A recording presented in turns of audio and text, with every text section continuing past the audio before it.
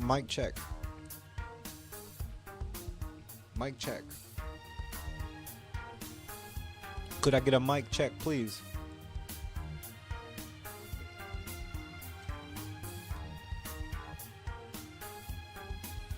What is going on, Aussie? Strigglehart, Deadwood, Green Fingers, Invest Risk.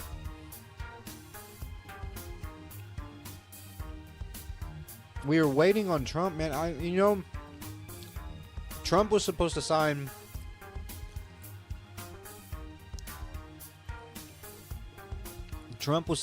these executive orders at 1:30, bro. Face reveal. What is going on, guys? Welcome to the stream. Thank you for joining us today. We're about to get it started here. Trump, you know, the last time we covered a major Trump announcement, he was fashionably late, dude. Very fashionably late. Now, Bitcoin does not wait, though. Bitcoin doesn't wait for anybody. It doesn't matter if you are the president of the United States. Bitcoin is not waiting. Bitcoin is not waiting for anyone. You know, that is the beautiful thing about Bitcoin and cryptocurrency and decentralization. Welcome to the stream, guys. Thank you for joining us. Don't forget to subscribe to the channel if you're new and hit that like button on the way in as I finish this last juicy piece of chicken. That's right.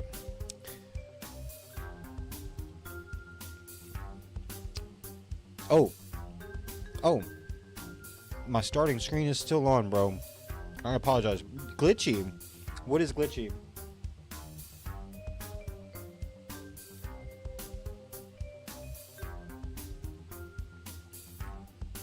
Zeus Fox Knight says Bitcoin waits for me. Zeus Fox Knight, welcome to the stream, bro. Thank you for commenting in the chat. Thank you for engaging with us today. Welcome to the crew. Zeus says Bitcoin waits for him. Well, we need you here then. Can you make Bitcoin wait for us too? Thank you for being here, bro. Let me get rid of that screen though. My bad.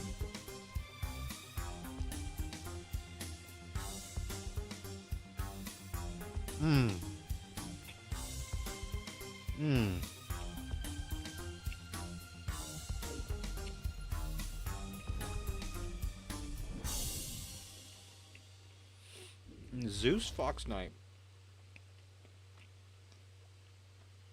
is the creator of Bitcoin.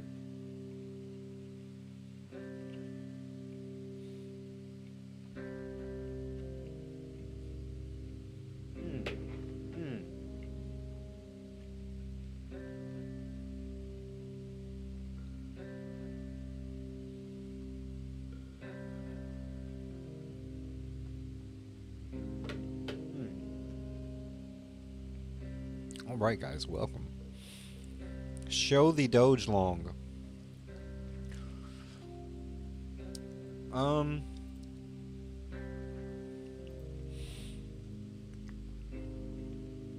Should we show it?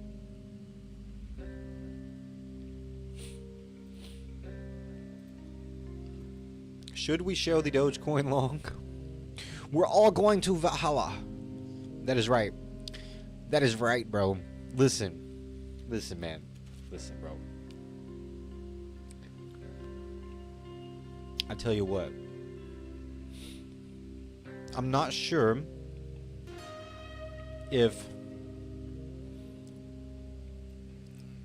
we got this right or not. Let's see. You know, Trump, Wednesday White House schedule. President Trump signs executive orders.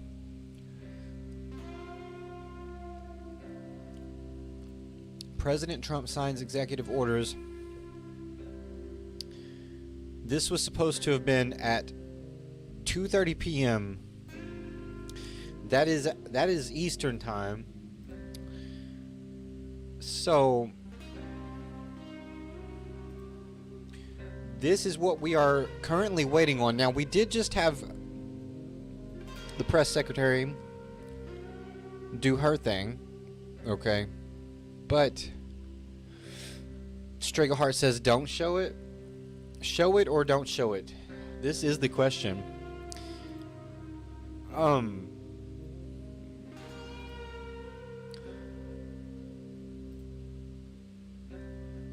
Yeah, Wednesday White House schedule. Trump. Now, let's go ahead. Let's see what we can find out here. Because this is supposed to, I believe this is being streamed.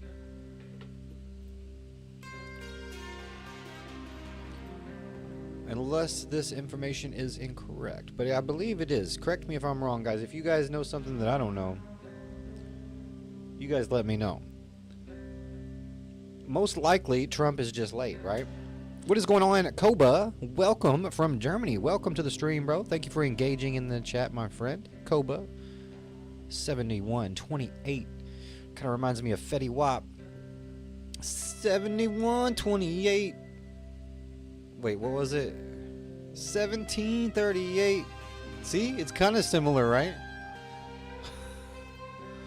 Okay. Refresh. Let's go ahead and take a look at what happened during the press conference real quick. Let's take a look at that real quick.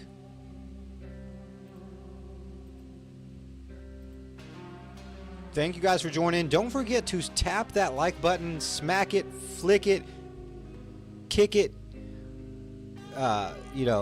stomp on it, hit it with a baseball bat, throw your cat at it. I'm just kidding. Don't throw your cat. But whatever you do, just tap the like button if you're here with us, if you're watching with us right now. Market is already kind of reacting here. Bitcoin did run up, hit close to 91,200. It looks like 91,148 currently.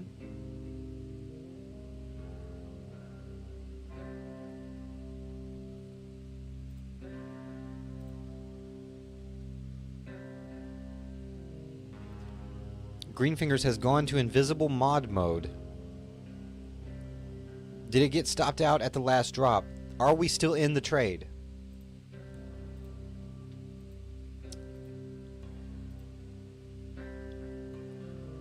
XRP.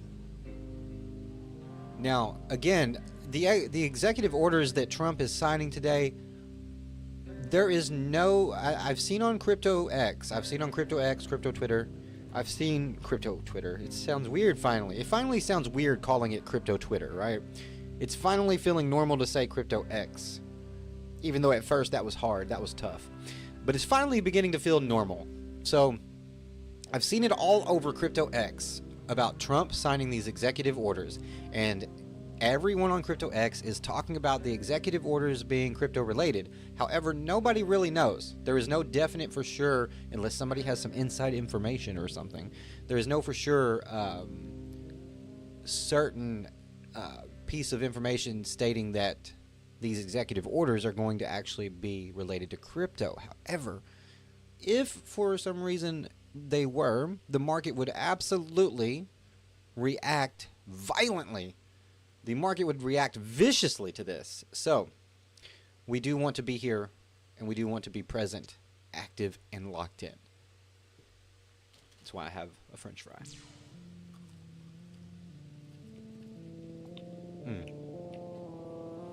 Something to do with the French and the fry. Something about the French, man. Massage it. Wait, what? Your entry isn't in the box. You got some explaining to do. We're gonna make it happen. I don't know what we're massaging yet. What are we massaging, Aussie?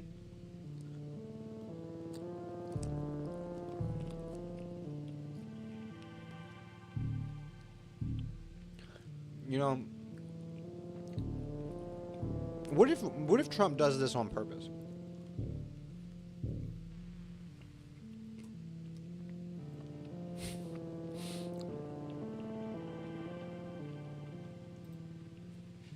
What if...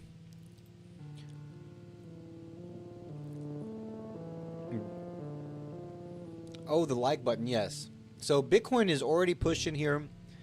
Let's see what we got going on, and if we got anything, any new information, any new developments here. Let's see.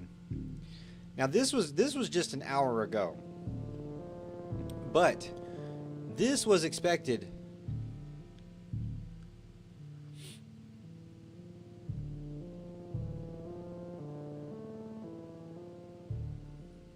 This was expected today. Here we are. Here we are.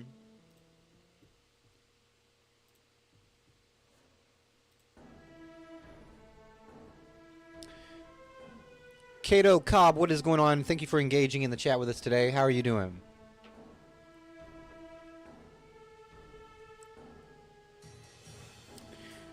Baron making millions in crypto. The entire crypto market has definitely benefited from this, but now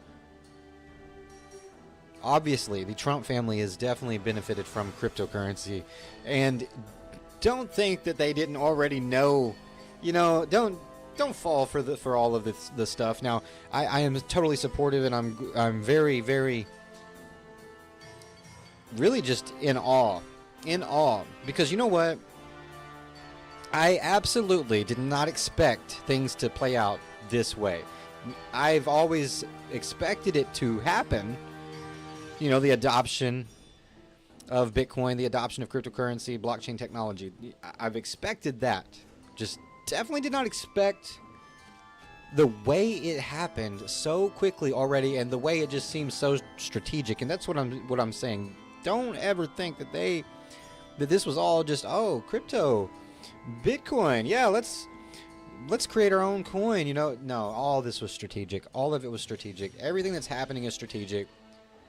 You know, just like Morgan Stanley flipping. Come on, Morgan Stanley flipping.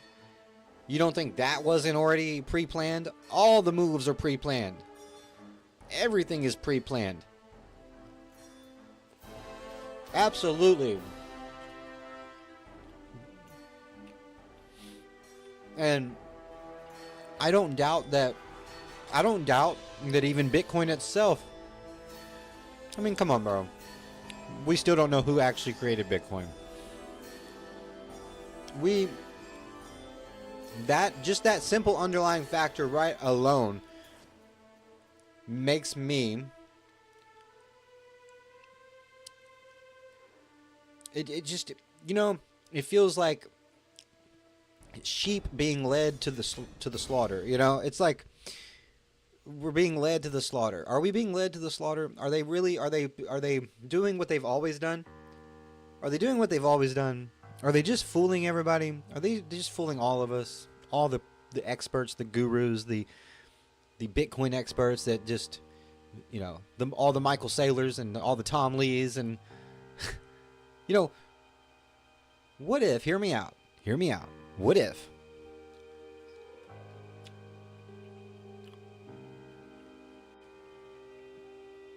it's all been a show the entire time? And we just got to participate. What if we have been the NPCs the whole entire time? Oh, man. We've been following the script and didn't even know it. Man, you know what that means?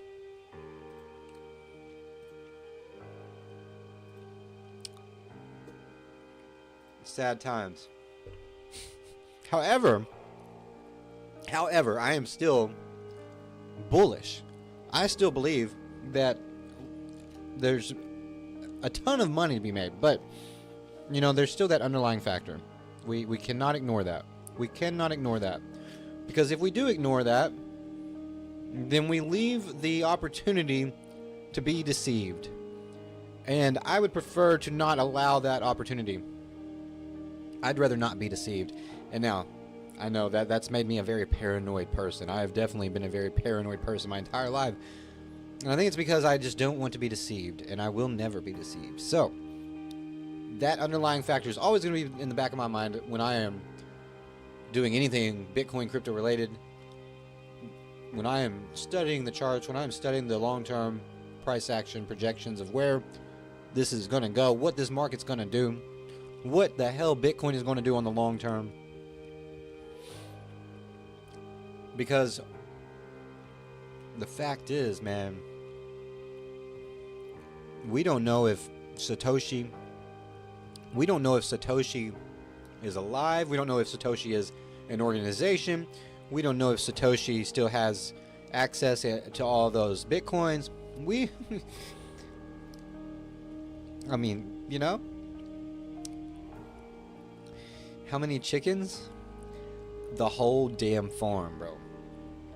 SHA-256 is originally a U.S. government algo. Deadwood, you went over my head right there. Oh, ISO, okay. But we do know ISO is the rails. Martin, thank you for commenting in the chat. Martin Doom 69, bro. 6911.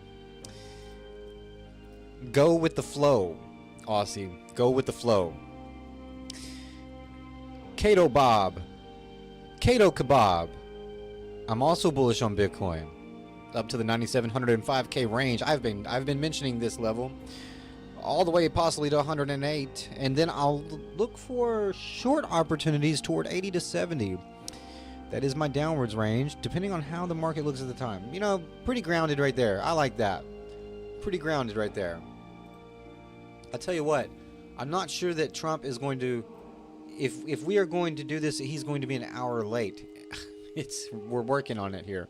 But I will say that if not, it'll be okay. We will still get the deets, we will still get the juice, and we will still get the market reaction here as Bitcoin is still pushing towards 92,000, slightly getting rejected here.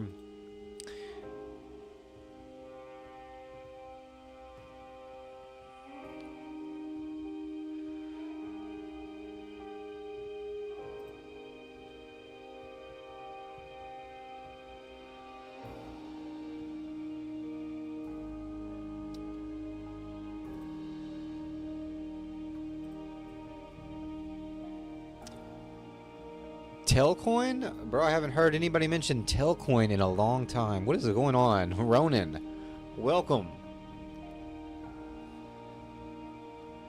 Alright, this is what we're going to go ahead and do here. Until we get the deets on these executive orders that are being signed, we're going to go ahead and see what other major news networks we can look at here. We'll see what other news networks are covering this, as the official White House live stream is still delayed. Telcoin, man, I did cover Telcoin here on the channel, in 2021. It's been a while, man. It's been a while already. We were covering lots of altcoins in 2021. Pop some charts while we wait. Absolutely. Real quick, I want to go ahead and take a look at what happened here earlier.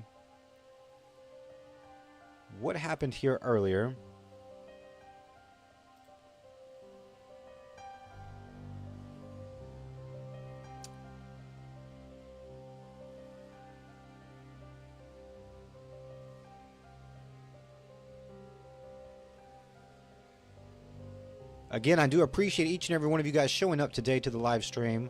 We were actually live this morning. We were live from midnight till about 4 a.m. We were live for about 4 hours trading Dogecoin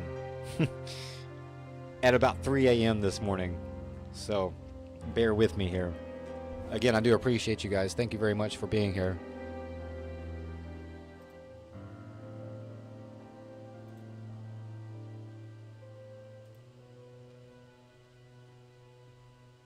Now, let's see what we can pull up.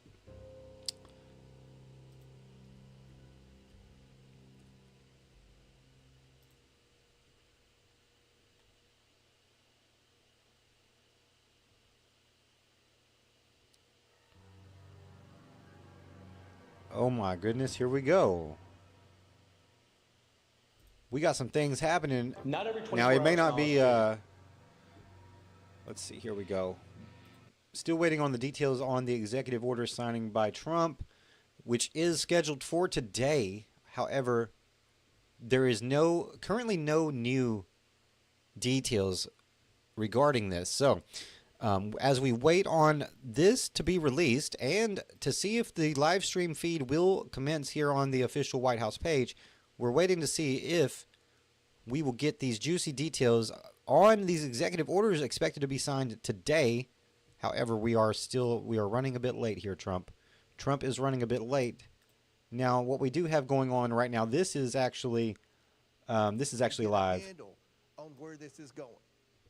And thank you all for doing that. We will work with you and do everything we can to hold people accountable and to stop the fraud and get the backs of the American taxpayers. Pursuant to the previous order, the chair declares the committee in recess subject to the call of the chair. We plan to reconvene at 4 p.m. Okay. The committee now stands in recess, and the witnesses may be excused. Thank you all. They are currently going into recess here.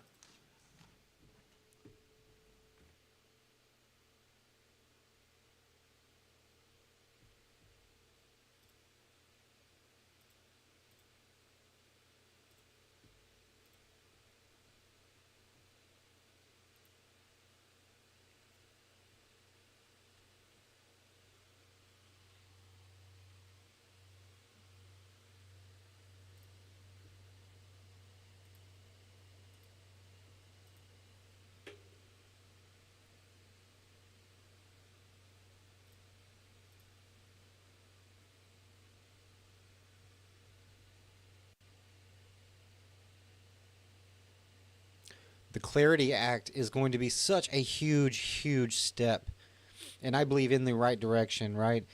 One of the main reasons we have to be so bullish going into this year, and you know, something else to just note, I mean, I understand we have lots of barriers. We have lots of major levels of resistance in the way. I understand that we have lost critical support levels for Bitcoin that need to be reclaimed. I understand that the longer-term time frame looks like a head and shoulders could absolutely form.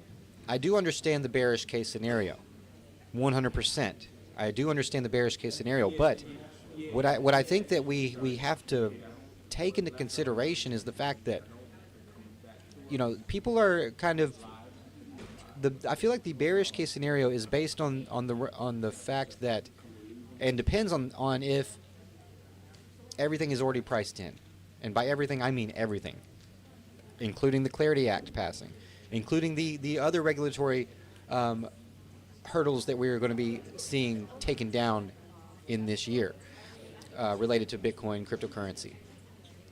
I think these are going to be things that will fuel price movement that could defy the technicals in some areas. And, you know, we've seen this many times. It's not like it's something that we have not seen happen in crypto. Whenever you have developments like this taking place, when you have, I mean, we are literally in the middle. We're not at the beginning. We're not at the end of mass adoption. We are literally right here in the beginning stages, right? We're really not even in the middle. We're in the beginning stages. And, you know, if you are here right now, and you are into cryptocurrency, then you understand that this is a life-changing moment in history. There are a ton of people out there that will miss this opportunity. But if you are here viewing this stream,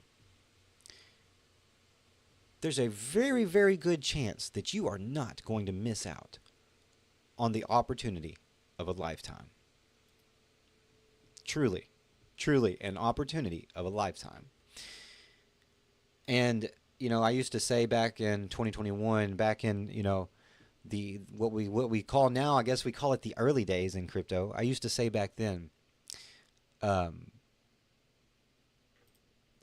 that we were so early. So early. And I always said there would come a day when we would not be able to say that anymore. Do you guys remember me saying that? There would come a day when we would no longer be able to say we were early in crypto. That day is approaching. It's getting very close. But it is not today. It is not yet. You are still technically early in crypto. Think about it. Governments, big money, they're just now giving up the fight against it and joining. They are just now switching and shifting their stance on cryptocurrency and blockchain technology and Bitcoin. When you don't understand something, you automatically either you laugh it off, you reject it, or you try to fight it, whether it be just, understanding something simple even. And that's what we've seen with Bitcoin. But what we're seeing now is everyone that used to be against Bitcoin, they're flipping their stance, at least publicly flipping their stance, right? I personally believe that they flipped their stance a long time ago when they were telling the public something totally different, obviously, but that's my own opinion. There's no proof of that, but that's my opinion. And there could be proof of that. But what we're seeing is the shift. And that shift is from TradFi to DeFi. And so you are still early. If you're just now getting into cryptocurrency, if you're just now getting into Bitcoin, you are still early, even though Bitcoin is close to $100,000 still, which is something we should also note. Bitcoin is still at $92,000, even after the major liquidation event at the end of last year, and all the other things that have been pushing the price down. The bears just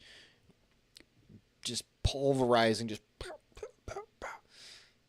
And Bitcoin's still resilient here at a beautiful, healthy $91,000. So again, $91,000 is still cheap, though. Don't let that price scare you into not buying Bitcoin, because let me tell you this story real quick. 2 seconds. So again, do not let the price scare you out of buying Bitcoin. That's exactly what I did. And guess what? The price was, and it scared me out of buying Bitcoin because I wanted to buy Chainlink more. I wanted to buy XRP. I wanted to buy Litecoin, of all coins. Of course, this was back in 2018. But I should have bought Bitcoin in 2018. I should have always bought Bitcoin, more Bitcoin, over the altcoins. Altcoins should just be a way to accumulate more Bitcoin. And that's something that a lot of people, it takes a while to really grasp that as well. It took me a while to grasp that. I had to realize, the difference it would have made. I got to see what the difference would be if I would have bought Bitcoin instead of just, dumping all of my money into Tezos and Cosmos. Algorand, okay, Algorand. I did invest a lot in Algorand. Algorand did okay. And in the early days, we were really throwing our money around at these projects, and and even today, when you invest in some altcoins, you are still basically you are really putting a lot of hope into the team and the devs and that they're going to follow through. But good blue chip altcoins, though, the way to go. And then obviously Bitcoin. Buy Bitcoin. Now, is Trump going to sign any type of executive order related to crypto or Bitcoin? That is the real question here, isn't it?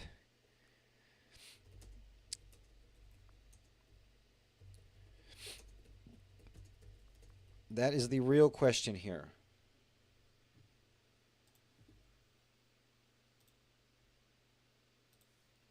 And let's see what we can dig up here.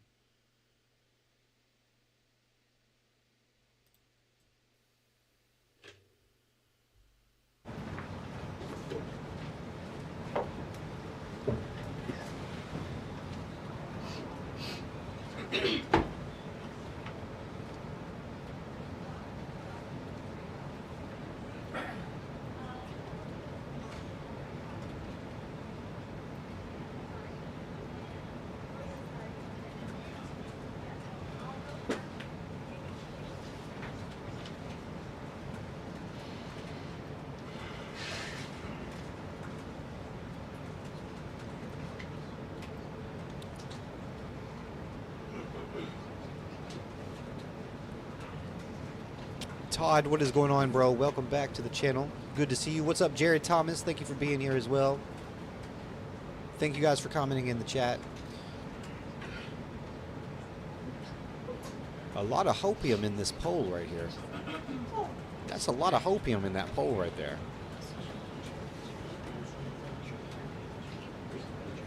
Okay, so we're going to see what happens here with this.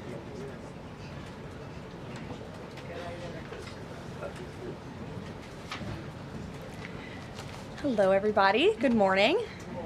Yes, come on up, everyone. Lovely officials with me today. All right. Dr. Carson, come on up. Thank you so much. Good morning and Happy New Year, everybody. It's great to see you. It's great to be with a very packed room. I'm sorry we kept you all very busy over the holiday break. And I know there is a lot of news out there today, both here at home and around the world. I will be happy to take all of your questions on all of that news. But first, I'm really honored to be standing up here today with esteemed members of the President's Cabinet and his health team to make an important announcement with respect to the President's domestic promise to make America healthy again as we kick off the new year. In less than a year in office, the President and his incredible MAHA team have made real progress on this front. Here are just a few of the significant MAHA achievements thus far. More than a dozen food manufacturers and trade associations have made commitments to remove artificial and petroleum-based food dyes from their products. The Trump administration took strong action to bar hospitals from performing dangerous, irreversible, life-altering transgender procedures on children.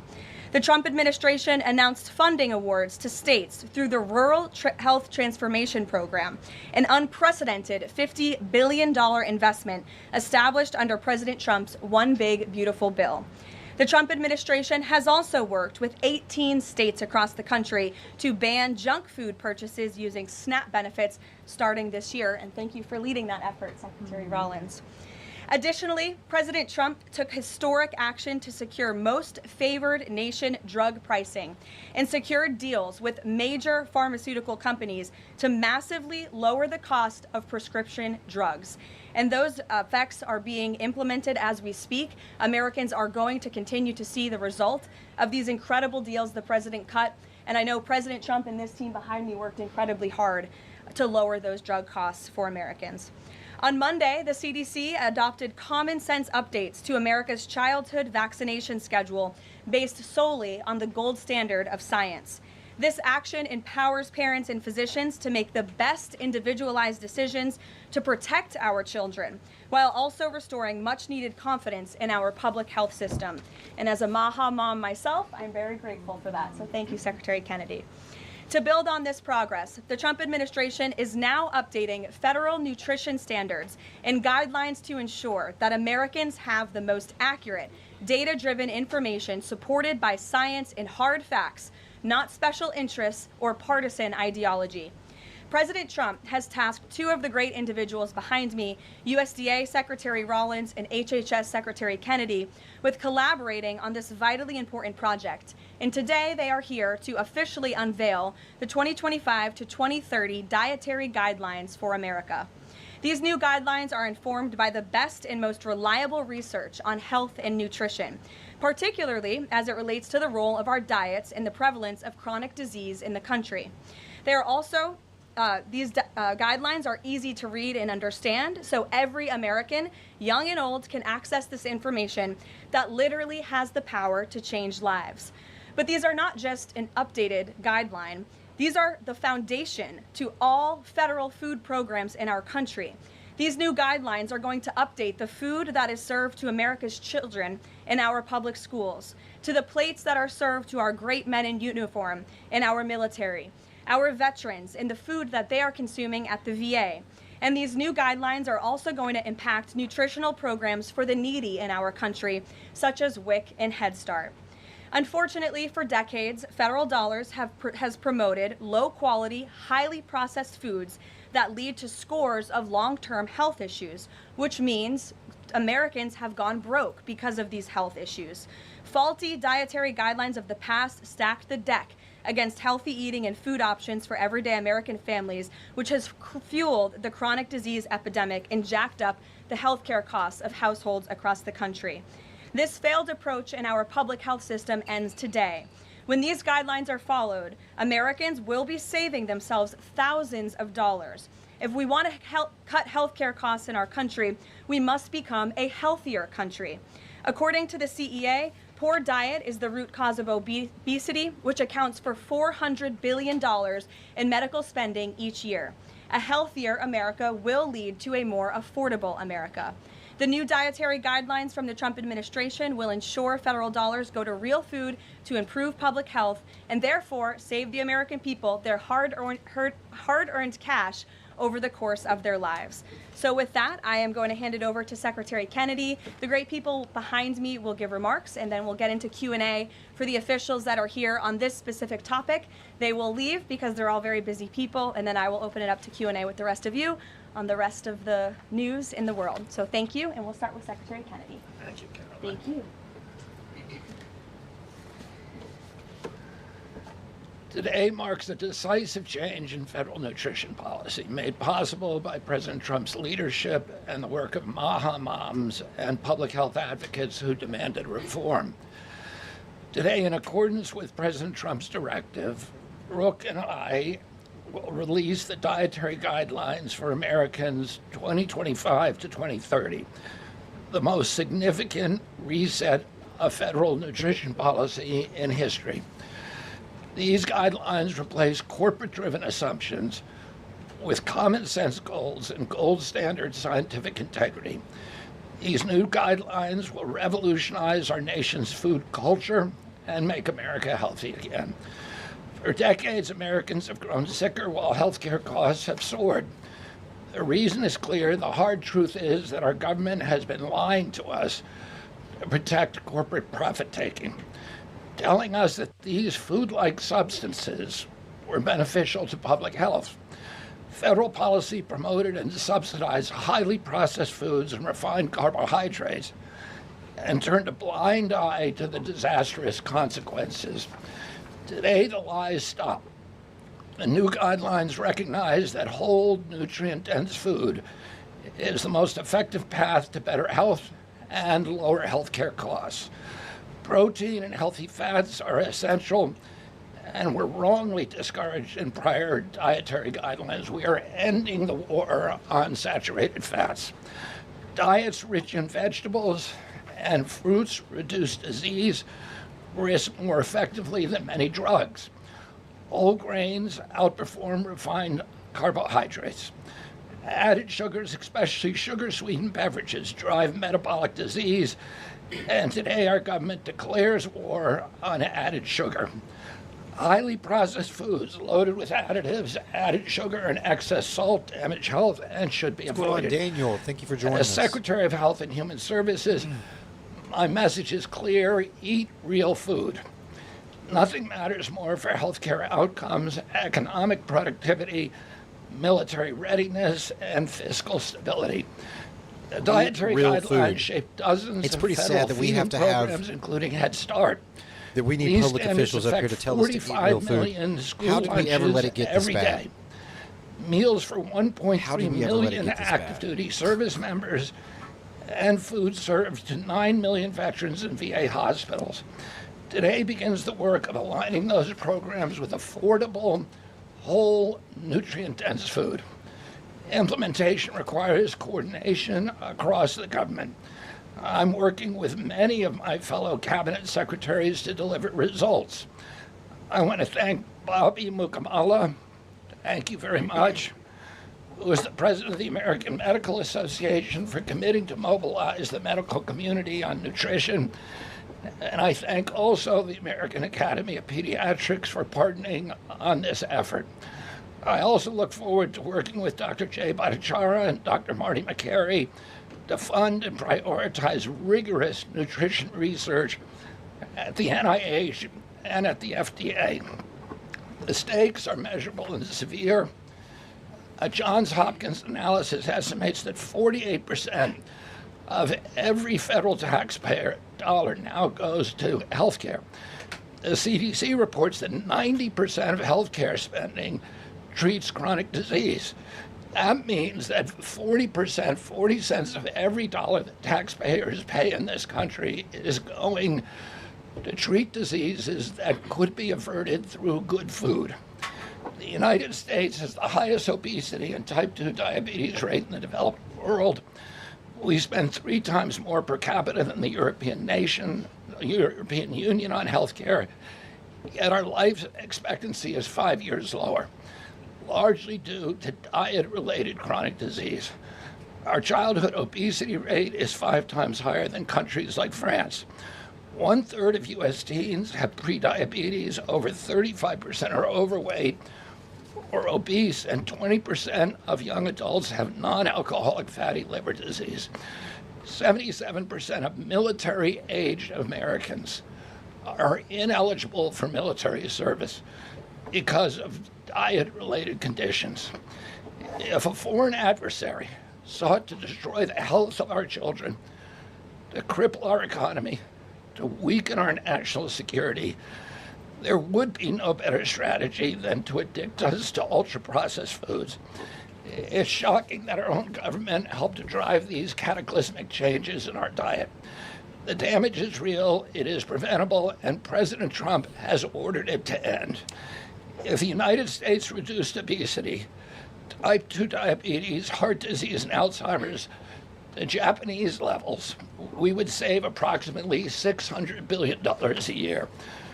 About 50% of Medicare's projected long-term deficit, or $5,000 per family annually. Current policy worsens the problem. 42 million Americans rely on SNAP, where common purchases include sugary drinks, candy, and chips. 78% of SNAP recipients are enrolled in Medicaid, and 90% of Medicaid spending goes to chronic disease. These incentives raise healthcare costs and undermine health. This must change.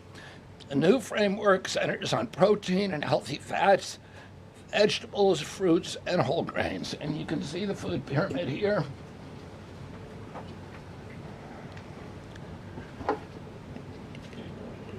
It's upside down, a lot of you will say. But it was actually upside down before, and we just righted it.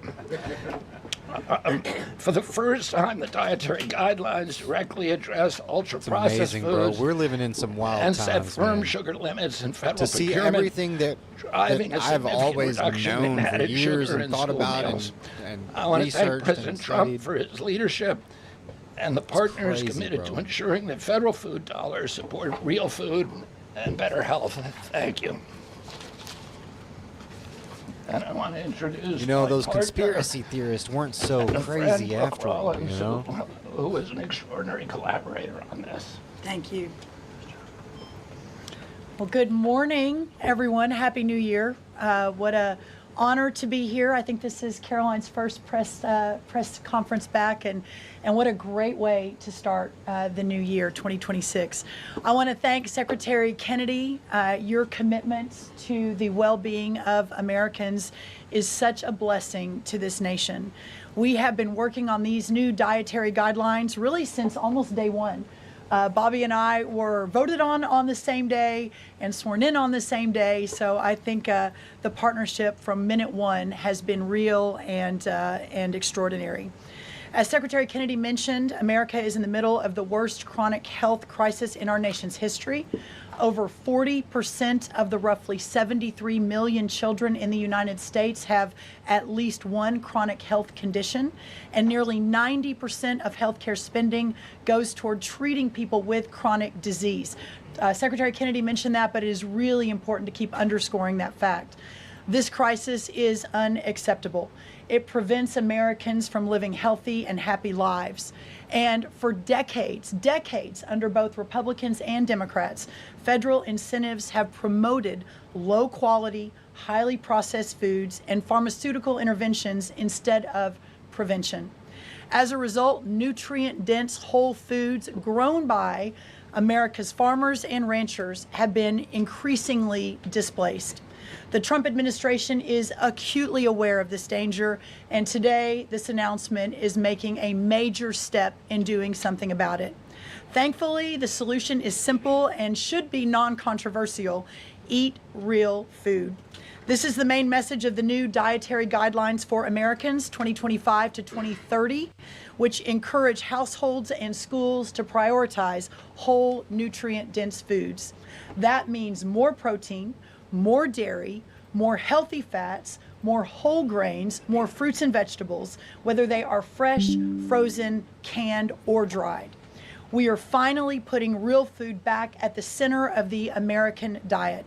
Real food that nourishes the body, restores health, fuels energy, and builds strength. This pivot also leans into the abundant, affordable, and healthy food supply already available from America's incredible farmers and ranchers.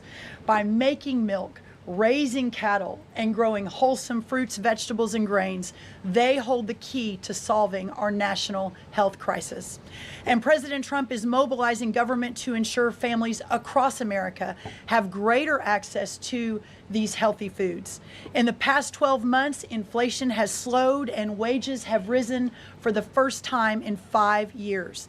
Under President Trump's leadership, prices for everyday staples are declining, and more help is on the way. Recent data show that fruits, vegetables, dairy, and proteins, including eggs, pork, and ground beef, are becoming even more affordable every day for our American people. American households enjoy the most affordable and abundant food in the world, and today's release only reinforces that reality. A healthy meal is within reach for all American families. These new dietary guidelines are a framework which is meant to be customized to meet the needs, the preferences, and the financial status of all American families. For example, a meal including such items as pork, or eggs, or whole milk, or cheese, tomatoes, other fresh and frozen fruits and vegetables, whole grain bread, corn tortilla can cost today right around $3 for that meal. $3. And soon USDA will finalize our stocking standards, which means that those businesses in America that take the SNAP benefit, what they are required to stock this is in order to take that really benefit. good. By the way, that's almost a lot of people are not 250,000 gonna retailers across America. like That these very things, soon we but will be finalizing that rule too many that people will are stuck mandate in their all comforts. 250,000 retailers in America And double you know, the type of staple foods that they provide for America. You know what Kennedy said about how, the perfect way for an enemy of the United States to actually have an effective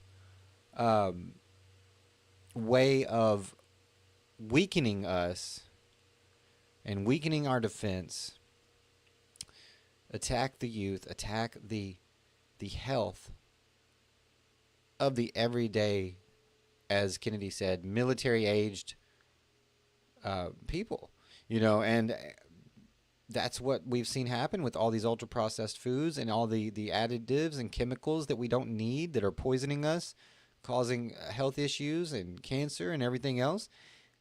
And it's crazy that everyone has become so addicted to these things and become so stuck in these comforts. See, and I was one of those people. I used to be the type that would just, I will still fall back into those ways if I don't watch it, but I would love to just sit and gorge out on sweets or, eat just really unhealthy foods all the time, or even if you're not eating that unhealthy, overeating as well is not good.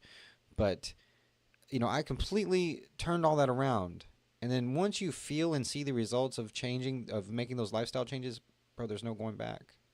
Ability to drop down prices last year was the most favored nation drug pricing that Caroline mentioned. These are incredibly effective at reducing the cost, for example, of what the president calls the fat shot, the Ozempic, GLP-1s category of medications. We dropped them dramatically. But the best way to reduce drug spend in America is to not need the drugs in the first place. What you're hearing today with these dietary guideline adjustments are going to be massively effective, and not just dropping the need for us to buy these weight loss drugs, but buy the expensive drugs for autoimmune problems. We have evidence that food is medicine when it comes to conditions for various mental health issues, from Alzheimer's and depression to fundamental realities of how children learn in school. So the question then becomes, what is this actually going to do in dollars and cents? And I had the group at CMS run some numbers for us to try to give you concrete assessments of how much this will drop the spend that the federal taxpayer must make for Medicare and Medicaid.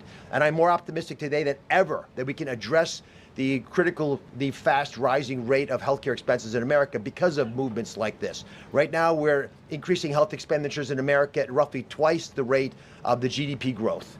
We will correct that if we can get America to be healthier, because you can't be a wealthy nation without being a healthy nation. So 2 numbers for you to remember. The first is $30 billion. Why? 30% of healthcare costs are directly attributable to obesity. I'm not talking about indirect associated expenses, which are also present, but a very conservative number, 30%, are directly attributed to obesity. That's about $300 billion a year for just Medicare, If we were to affect obesity by 10%, which is an incredibly conservative and justifiable assumption that has been borne out in evidence-based dietary experiments and trials, just that alone is $30 billion of reduction of expenses for Medicare. That's also obviously correlated with Medicaid reduction in spending. In Medicaid, it's a different opportunity, because in Medicaid, we educate children. 53% of children in America are covered by Medicaid or CHIP, and we have programs to teach kids and their parents what to eat, and how to make these dietary guidelines that Secretary Rollins and Secretary Kennedy have crafted with their teams into practice. It will dramatically change the natural history of how children are able to participate in life. But let me give you one last number. If we're able to get the average American, who today retires on average at age 61, get them just to work 1 year longer, because they feel so vital, so strong, so bullish about their future, because they're feeding their bodies nutrients that are essential to their high-functioning productivity, we will increase the overall GDP of our nation by trillions of dollars. So we will reduce healthcare expenses. At the same time, we jazz up the U.S. economy with trillions of dollars created by the productivity of American workers. God bless you both for making the DGA feasible and making it perhaps the wisest investment we could make in our communities. Marty Makary is one of my closest friends, the powerful leader of the FDA, who's been taking brave steps along the line and has additional insights. Thanks. Thank you, Dr. Oz. Today marks the beginning of the end of an era of medical dogma on nutrition. For decades, we've been fed a corrupt food pyramid that has had a myopic focus on demonizing natural, healthy, saturated fats, telling you not to eat eggs and steak, and ignoring a giant blind spot: refined carbohydrates, added sugars, ultra-processed food. This study in JAMA now shows that 60% to 70% of kids are getting their calories from ultra-processed foods. That's an epidemic. We now have a generation of kids addicted to refined carbohydrates, low in protein. They are literally nitrogen negative because we've used old, flawed studies that used urine nitrogen to estimate body protein metabolism, and they missed the mark. The old guidelines had such a low protein recommendation that we are increasing that by 50 to 100%. Kids need protein. The old protein guidelines were to prevent starvation and withering away. These new protein guidelines are designed for American kids to thrive, and they're based on science, not on dogma. We have 40% of our kids now with a chronic disease. It is not their fault. This is something that is the result of bad advice from the government and a medical establishment that for decades peddled research from a flawed 1960s model. This is incredible. Today we are setting the record straight. This is not a willpower problem of our nation's kids. This is something adults have done to kids, and we're going to fix it. Bro. And so, as Dr. Oz said, the best way to lower drug prices is for people to stop taking drugs they don't need. We are going to finally address the root causes of our broken healthcare system: insulin resistance and general body inflammation, advanced by the protein poor, micronutrient poor, ultra processed refined carbohydrate diet that kids are addicted to today. And so on behalf of the Food and Drug Administration, we are proud to be a part of this. We are grateful to be contributing to this work. Thank you, Secretary Rollins. Thank you, Kyle Diamantis, the best deputy commissioner for food at the FDA the agency has ever had. This is a historic day in America. Thank you, Caroline. Thank you, Doctor. Thank you so much.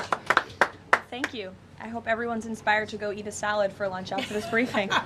If anybody has questions on this topic, we will take a few and then we'll get into the topic. We'll start with our new media seat. If you have a question on this topic today, Jamie Franklin, she comes from the Conservator. Why don't you kick us off?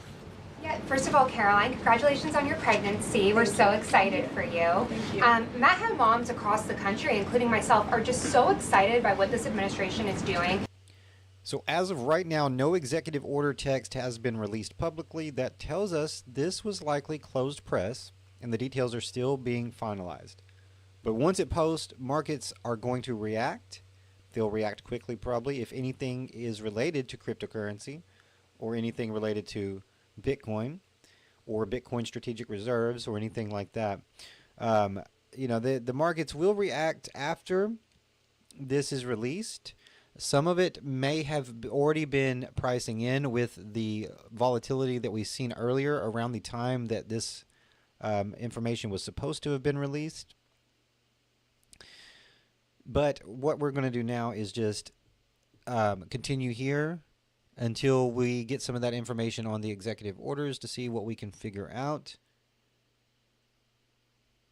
And then this is still breaking coverage from today's press conference here. And this is good stuff. You know, the fact that we're witnessing this is an amazing thing. You know, it's truly amazing to be in this part of history. All of the vaccines that were on the old schedule will all be paid for by the Vaccines for Children program or for the insurance the same as before. We release guidelines that we think are... If you are watching the stream with us right now, I do appreciate you being here. Could I get you to just tap the like button one time for us? It would greatly help the stream reach more people, and I would truly appreciate it. Thank you very much.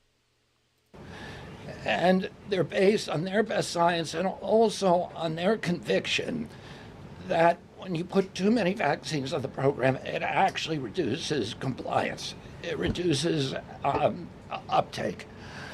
And so we want to maximize the uptake of vaccines by making sure that Americans know that we are making recommendations that are science-based, that are common sense, that are grounded in science. And right now, that's the best science that we have. And again, there's 3 categories of vaccine. One is the core schedule, which resembles the European countries.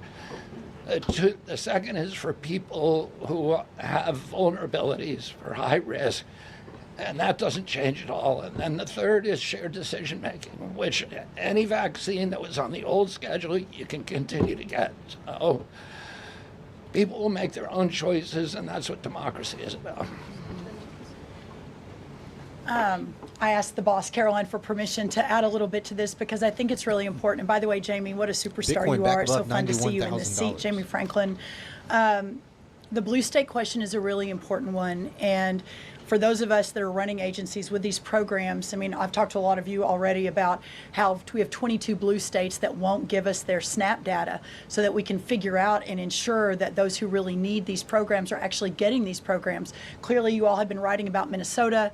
California is next. We're looking at New York, some other states. The amount of fraud in all of these programs is absolutely stunning. And the challenge is, I mean, from Medicaid, et cetera, I know, Dr. Oz, you've talked a lot about that.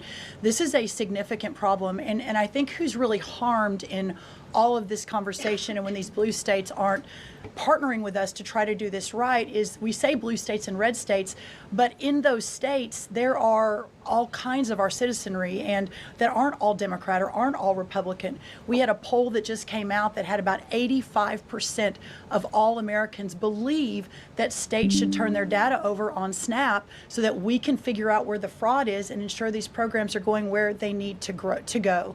So my request of these blue states and these blue state governors is partner with us. Let us figure out how to do this better. Let us make sure that whether it's the vaccine schedule or the SNAP program or the Medicaid program or the child care program, that we are doing everything we can to protect every tax dollar, but to also ensure those who need it the most vulnerable in our society, are getting the programs they need versus those who A, are not even supposed to be here, or B, are cheating the system.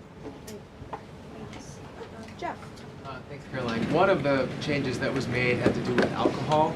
Secretary Kennedy or Dr. Oz, could you explain the science behind the new language on not saying 2 drinks for men and 1 drink for a woman every day would be healthy, and whether or not the industry had an impact on the language of 2 moderation drinks for a man and versus 1 for a woman alcohol is not healthy and you shouldn't drink it? Is that So what I heard? alcohol is a social lubricant that brings people together.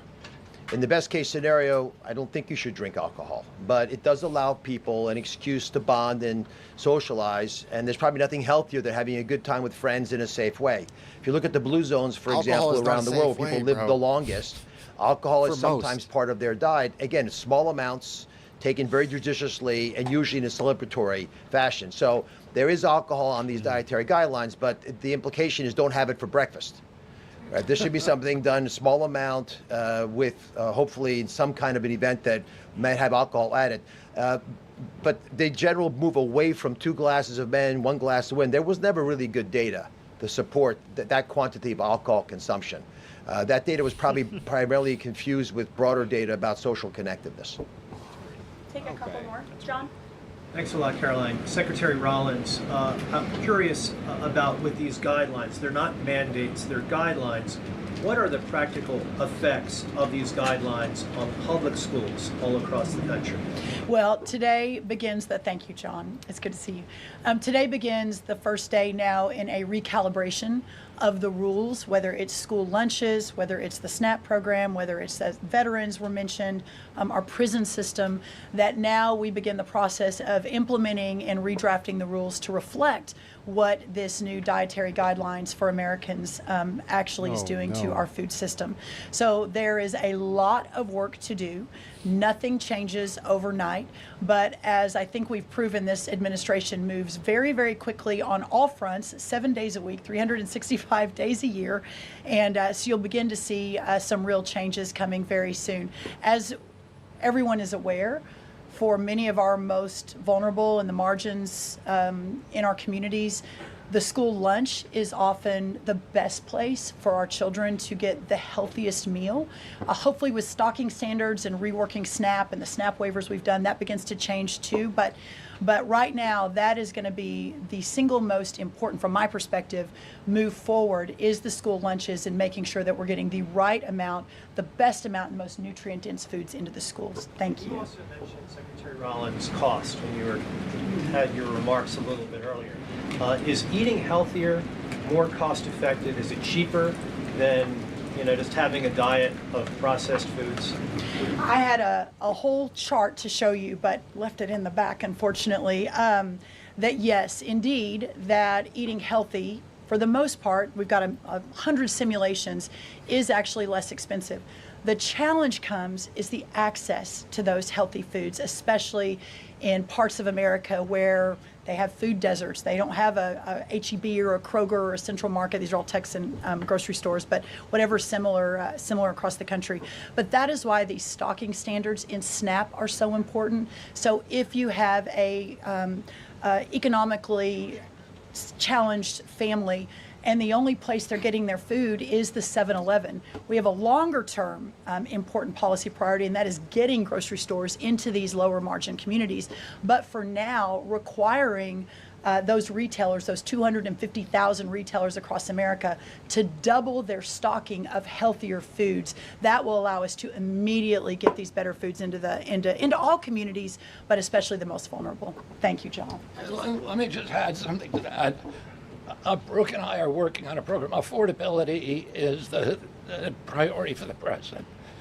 And we know we have to make it easy and accessible for healthy foods for every American. And we believe we can do that. We think affordable food is within reach of every American family. we are working on a education and information program that will allow American families all over the country to come onto our website and find the healthiest foods at the lowest cost for themselves. I'd also just add this. The idea that a cheap meal made of processed food is cheap is an illusion, because you're paying for it on the back end. You're paying for it with diabetes, with obesity, with illness. And if you internalize that cost of the meal, it would be a tiny fraction of the long-term cost of eating bad food. So we'll take one more in the white. We are living in the age Secretary of Kennedy, just you mentioned clarity healthy fats, and but just also ending common the war on sense, saturated fats. it's just Can you beautiful, clarify isn't it? how much Isn't it saturated beautiful? fats Like, what- Americans what? should be consuming? Haven't had this much common sense on from the the top old dogma up there in the 1960s in when a long, Eisenhower long had his time heart from attack and nobody Ansel in a Keys said podium. it was the saturated fat. That's never been substantiated. If ever, bro. And so Maybe flawed the research 90s? has become dogma Not over the even like years, that, and though. eventually Not the even then, conversation not like was this. sidelined. Everything. In this new We're guidance, going to lay it all out. we are telling young people, kids, schools, you don't need to tiptoe around fat and dairy. You don't need to push low-fat milk to kids. And we are maintaining the 10% of calories as saturated fat in the guidance. The real issue is protein. The fact that 60 to 70% of the yes, calories of yes. kids today in America is ultra-processed food. No protein These are the in issues nothing. that have become giant No blind protein, spots no where we're now fiber. putting attention. And we hope I that there are read labels. conversations I read in every school board in so many America, in every labels. church and synagogue and house of worship, every home in America will now have conversations. We've got to talk about school lunch programs, not just putting 6-year-olds on Ozempic. It's amazing that they have Food can be curative. We've got to talk that about the they've brought all this microbiome and into the fiber public and eye, healthy man. whole It's grains just and the great. good soil that food comes from and the healthy, clean waters and good farming techniques. So that's the focus of this guidance. Thank you. Great. Some of you may be wondering why Dr. Carson is here. He is our National Let's Nutrition see. Advisor. A lot of people working seem to think alongside that Secretary the executive Kennedy, orders and he's Trump played a big signed role in today this will effort. be So I related wanna to thank Bitcoin you and so much, cryptocurrency. Dr. Carson, for 77% out of these votes in and the thank poll all of you for believe being it will here be today. related to I know crypto. you're all very busy people, and these people have a lot of questions on things other than diet, I'm sure. So I'm going to get to work, and thank you guys so much for coming. Thanks, everybody. Thank you. Thank you. Okay, thanks. All righty. Great. Does anyone have any questions? Rachel, why don't you start? Thank you, Caroline. The president has been adamant that he is now in charge of Venezuela, but Delcy Rodriguez said the government of Venezuela runs her country, no one else, saying, quote, there's no external agent governing Venezuela. So which one is it? Here we go, Venezuela. Let me just be very clear. This is the first time that I've addressed Venezuela from the podium since being back and since the historic and incredibly successful military operation, law enforcement operation conducted by our United States military that you all saw and the world witnessed last week. The skill, the might of the United States military and our country under the leadership of this president is on full display to the rest of the world. And let's just set the record straight. There isn't another military in the world who could have pulled off this operation. There is not another president in the world or in our nation's history who had the courage to authorize such a mission. And I think the world has taken notice that America is truly back. With respect to Venezuela, the Trump administration, led by Secretary Rubio, the vice president, and the president's entire national security team, is in close correspondence with the interim authorities in Venezuela. We obviously have maximum leverage over the interim authorities in Venezuela right now, and the president has made it very clear that this is a country within the United States, the Western Hemisphere, close by the United States, that is no longer going to be sending illegal drugs to the United States of America. It's no longer going to be sending and trafficking illegal people and criminal cartels to kill American citizens as they have in the past. And the president is fully deploying his peace through strength foreign policy agenda. So we're continuing to be in close coordination with the interim authorities, and their decisions are going to continue to be dictated by the United States of America. Just one follow-up, when you talk about that leverage there, has the Venezuelan government fully committed to turning over its oil to the United States indefinitely, and what happens if they do not? Awaiting this. Well, as you saw, the president announced last night, this was a deal. This was a deal made by the president and his team with the Venezuelan interim authorities. This will benefit both the American people and the Venezuelan people. And Secretary Wright and the Department of Energy are working with the interim authorities and also with the private oil industry to execute on this historic energy deal. That's not only good for the United States, but it's also going to revive the prosperity, the safety, the security of both the United States and Venezuela as well. Ed. Following up on the oil part of this, the 30 to 50 million barrels of oil, how exactly is that going to work? You're getting it out of Venezuela into the United States? Yes. And then what? That's exactly right. So as you know, Ed, as the president announced last night, this was the sanctioned oil that was basically just sitting in barrels, sitting on ships because of the effective quarantine of the United States of America. And the interim authorities have agreed to release that oil to the United States, so it will be arriving here at home very soon. The United States government has already begun marketing Venezuelan crude oil in the global marketplace for the benefit of the United States, engaged the world's leading commodity marketers, key banks to execute and provide financial support for these crude oil and crude product sales.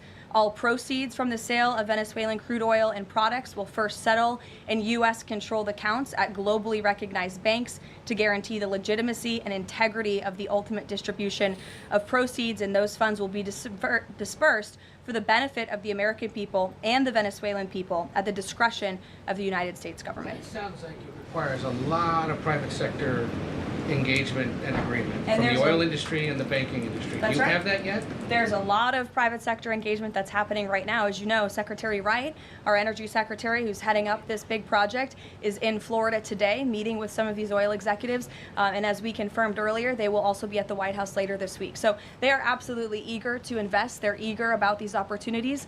And Secretary Wright is a very well knowledgeable guy when it comes to oil and energy, and he's the perfect man for the job. Another corner of the world Sure. there, real quick on Go Iran. ahead.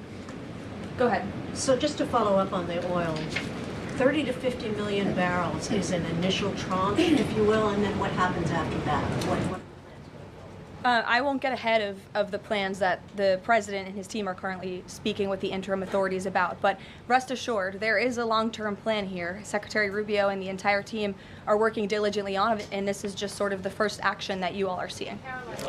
Ed. Thanks, Caroline. So in order to get these oil companies to invest billions in Venezuela, how will the U.S. reassure that their workers will be safe in Venezuela? Could there be troops involved? At this point in time, as you know, there are no troops on the ground in Venezuela. The president, of course, reserves the right to use the United States military if necessary. It's not something he wants to do. Diplomacy is always the first option. As you saw, he tried that with Nicolas Maduro, but unfortunately, he was an illegitimate dictator and an unserious person. And so President Trump authorized this law enforcement operation, and now Nicolas Maduro is sitting in a prison cell in New York. So certainly the president is going to do what's in the best interests of the American people, and that includes workers from our energy and oil industry as well. With that meeting tomorrow, what is the message the president is going to give to the oil executives, and what does he want to hear? Well, the meeting is on Friday, and it's just a meeting to discuss oil companies right now. Stephen. Caroline, and congratulations again. Thank you. Okay. The New Yorker had a story yesterday on the vice president, and it questioned his, quote, notable absence on Venezuela. And the sub-headline asked, was the vice president's exclusion from the operation in Venezuela an expression of his anti-interventionist ideology or political calculation? Would you be able to discuss the vice president's role in Venezuela policy? I did see that report in the New Yorker, and quite frankly, I laughed out loud because it's very clear it's a fake report that's trying to sow distrust and division amongst the president and his team. Let me just be very clear. The vice president has been involved in all policy. He is the right-hand man of the president on all policy matters, including Venezuela policy. He was, of course, read in and deeply involved in this operation from the very beginning. And he was present on the night of the operation via secure communication at a different location as to not damage the operational secrecy of this mission that was so incredibly important to ensure that this mission could be carried out successfully without endangering our troops. Sure. The U.S. seized a tanker recently. Russia specifically asked the United States not to seize that tanker. Does this action risk a larger conflict with Russia? I believe you're referring to the Bella 1 tanker that was seized this morning. The Department of Justice and the Department of Homeland Security, in coordination with the Department of War, did announce that seizure this morning for violations of U.S. sanctions. I've spoken about the enforcement of our sanctions policy at the podium prior to the new year, and this administration is going to fully enforce the sanction policy of the United States. The vessel this morning was seized in the North Atlantic pursuant to a warrant issued by a U.S. federal court after being tracked, and this was a Venezuelan shadow fleet vessel that has transported sanctioned oil, and the United States of America, under this president, is not going to tolerate that. I would also just add the vessel had a judicial seizure order, and the crew, so that means the crew is now subject to prosecution for any applicable violation of federal law, and they will be brought to the United States for such prosecution if necessary. Kelly. Caroline, Happy New Year to you. Thank you. You too. I'd like to talk to you about a couple of things real quickly. The first question about the Venezuelan people. As you know, there's some 8 million Venezuelans here, some of them celebrating in the streets. There are Venezuelans on the ground who are concerned about their safety. What does the Trump administration, what is it doing to actually help people in Venezuela understand that they will be secure throughout this transition? I think the fact that this president actually followed through on the long-held promise of the United States of America, the bipartisan promise to take down the illegitimate Maduro regime, should give assurance to the Venezuelan people and also Venezuelan Americans who fled this communist regime for a better life here at home, that this is a president who is serious about taking down illegitimate regimes and who is also serious about securing the security of the United States of America, including the Venezuelan American people. And I would just add that this is something that not just Republicans and President Trump have talked about for a very long time, but it is also something that Democrats have advocated for. In 2020, Chuck Schumer said that that at the time, President Trump had not brought an end to the Maduro regime. The Maduro regime is more powerful today and more entrenched today than it was when the president began. Now you hear Chuck Schumer out there saying this is reckless. The American people and the Venezuelan people should be in fear. But this is something that Chuck Schumer has long advocated for. Senator Chris Van Hollen, same thing, had said that the United States is going to use its leverage and influence to push for negotiations to transition to the truly elected leader. This was under President Biden. We know Maduro and his cronies don't want to go quietly into the night. The U.S. needs to work to ratchet up the pressure. Now, Senator Holland says it's an illegal act of war to get rid of Nicolas Maduro. So the hypocrisy is really astounding here, and thank you for giving me an opportunity to point it out, Kayla. Sorry, go ahead.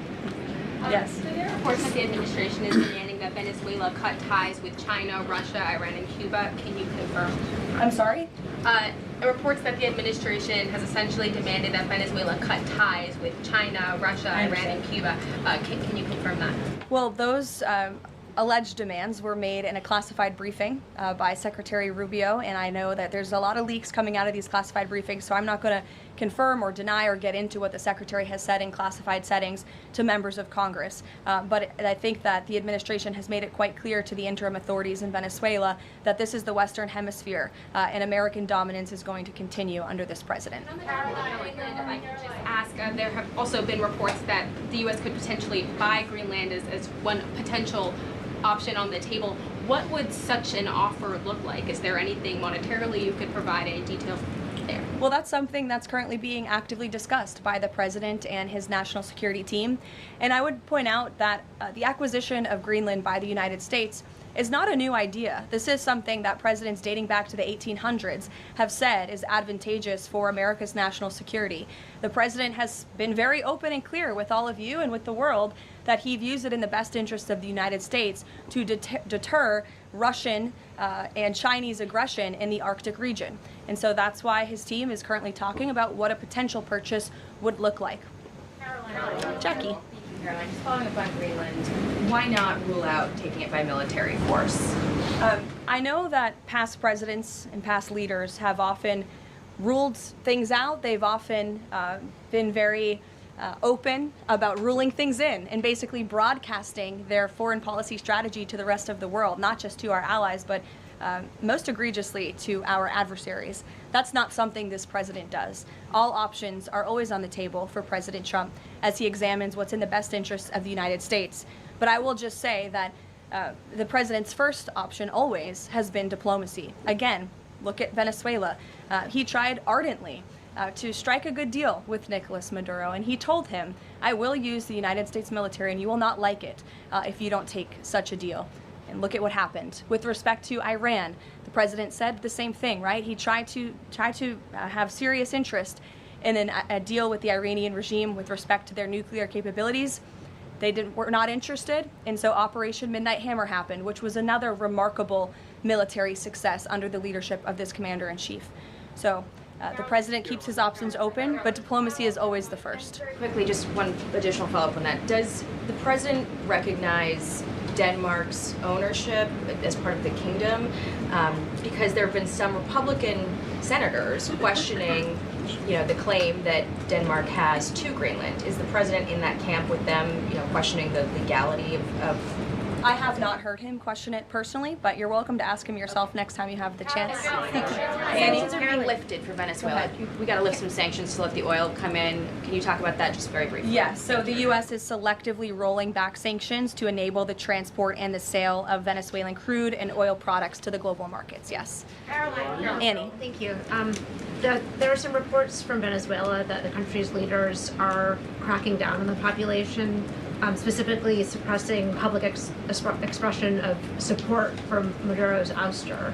Is that kind of behavior consistent with what the president wants to see, how the president wants to see the leaders take on the population? It would not be consistent, and I'll let the president's national security team speak further on that. I know they are well aware and tracking. Kelly. Two questions. One, on the seized vessels, the Bella, the Sophia, can you tell us where they're headed, what happens to any existing cargo, and you reference personnel but potentially facing prosecution? That's one thing I'd like to follow on. And then on the Bella. Yes, okay. And on Annie's question, if I could also ask, does the administration believe that the interim regime should release all political dissidents and prisoners and return detained Americans? That's not a question that I've personally spoken about to the president with, so I will let him answer that question. I don't want to make new policy at this podium today with respect to Venezuela. With respect to the two ships that you mentioned, I spoke with you about the Bella 1. There was another vessel this morning, the Sophia, that in coordination with the Department of War, the Department of Homeland Security apprehended it.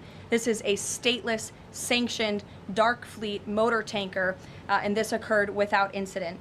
This vessel was operating in international waters and conducting illicit activities in the Caribbean Sea.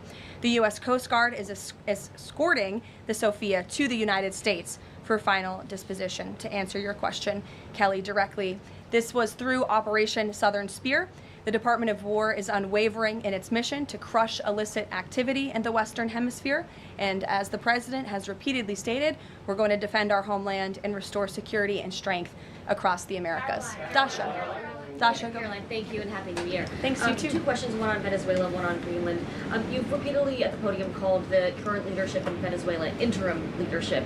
There are Republicans and Democrats alike that say they want to see elections in Venezuela. The president has said it's too soon to do that right now, but is there a timeline for elections in Venezuela? Is he committed to seeing that this year, for example? You just said the president has answered that question, so I will reiterate what the president has said a few times now to all of you, which is that it's too premature and too early to dictate a timetable for elections in Venezuela right now.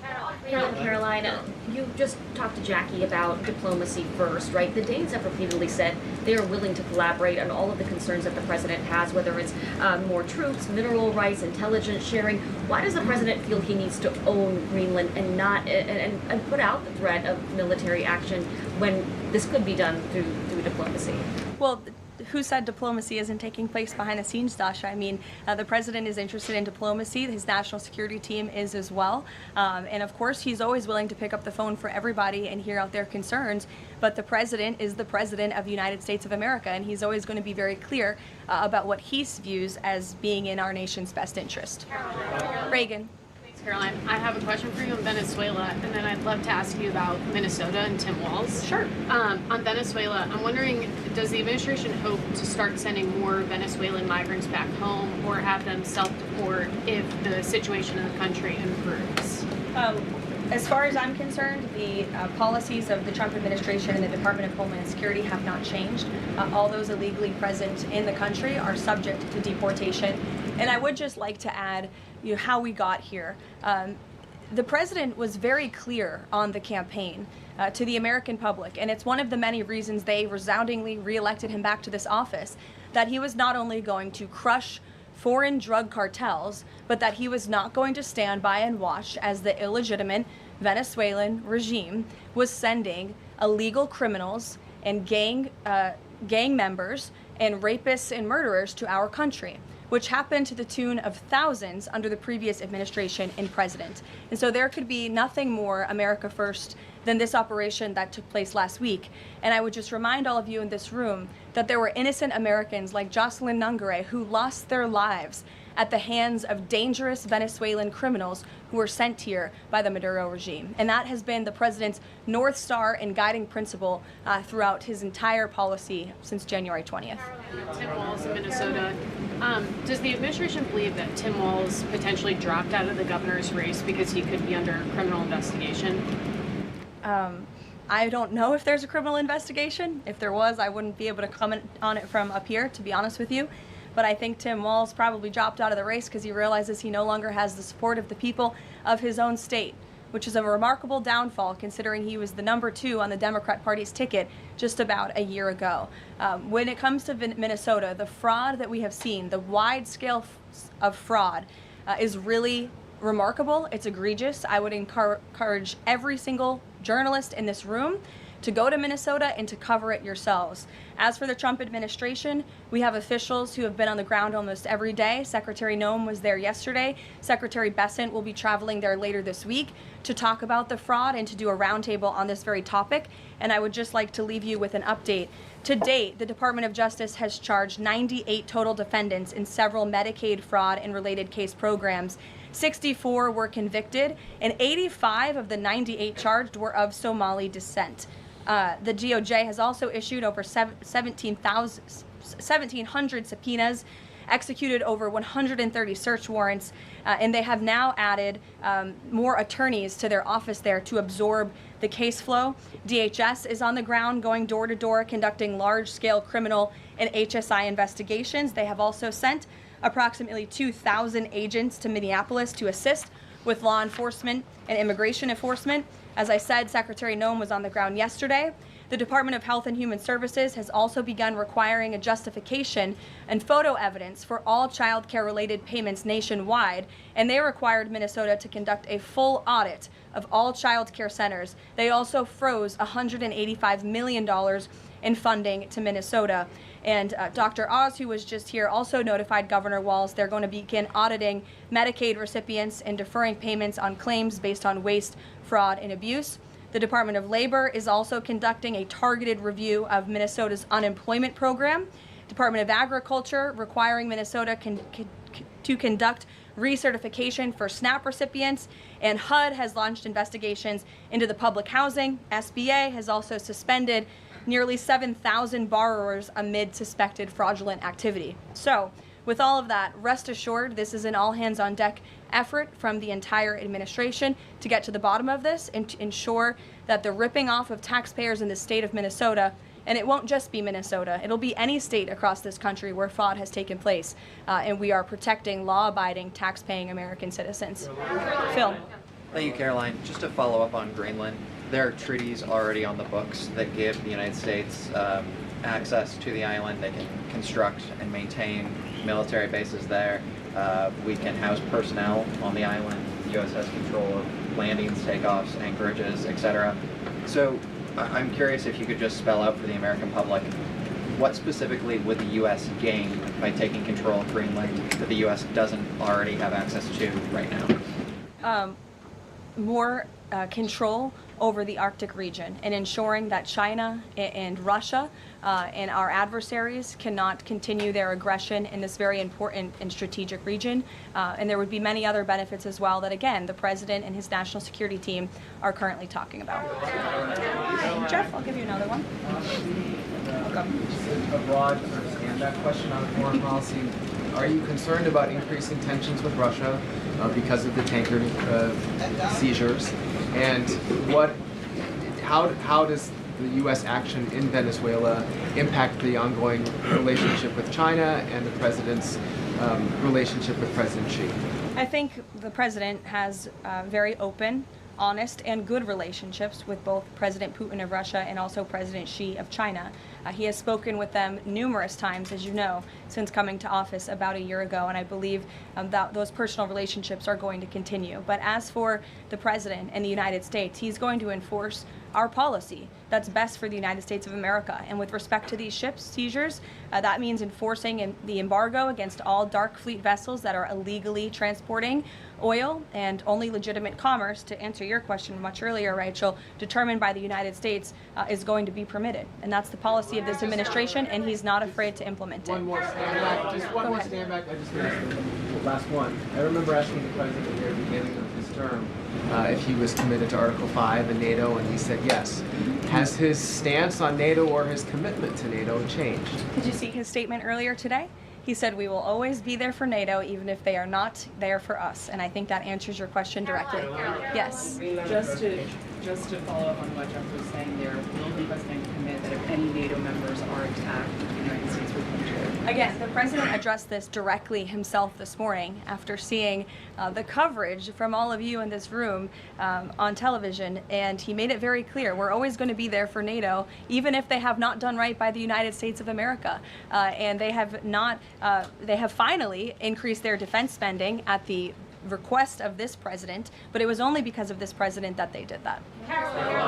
We'll take a couple more. Michael, go ahead. Thank you, Caroline. All right, guys. So we have sat here through that, and some of that was very brutal. You know, I don't know what they give her before those press briefings, but man, I need some of that. Anyways,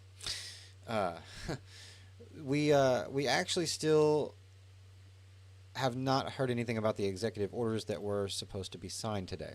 Now, I can guarantee you this is going to come when we all least expect it. It'll be dropped, it'll be announced, but you know, the real question is going to be, you know, what types of executive orders will these be? And what is Trump signed before or recently even? As of right now, there are actually no new executive orders signed in 2026 by Donald Trump as of right now. So the executive orders that are scheduled to be signed today, or that were scheduled to be signed today, that most likely have already been signed behind closed doors, closed press, those executive orders will be the first executive orders Trump has signed for 2026. So no new information on that just yet, though. And Bitcoin still holding nicely here after breaking out. We're holding this nice back test after breaking out of here. You know, the real question for Bitcoin right now, is this pattern going to hold? Will the back test hold? Will the support hold on the previous resistance? Can we get a run and continuation up here close to $98,000 to $100,000? Bitcoin needs to do this. This is exactly what Bitcoin needs to do. We just need to see us get to 100, reclaim 100, and consolidate holding support on longer term time frames there, in my opinion, of course. I believe that Bitcoin could be on its way, but we may have to reassess here after some more candle formations and see what the price action speaks to us. But I do appreciate each and every one of you guys that have showed up today for the stream. Unfortunately, it did turn out to be more so a Make America Healthy Again stream rather than an executive order stream. However, we will stay up to date on this as it unfolds, and when these executive orders are released, we will dive into it and into the charts and the price action.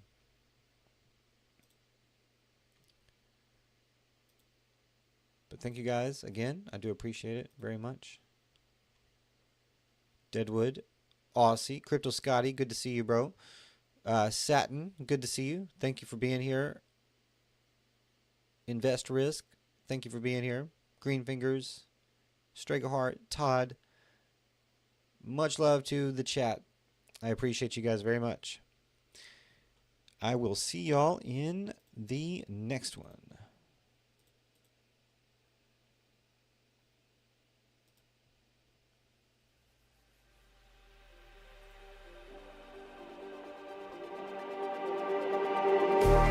Just like the street lights lit this town, like a fire in a blaze, gotta burn it down. Can't be afraid to leave this out.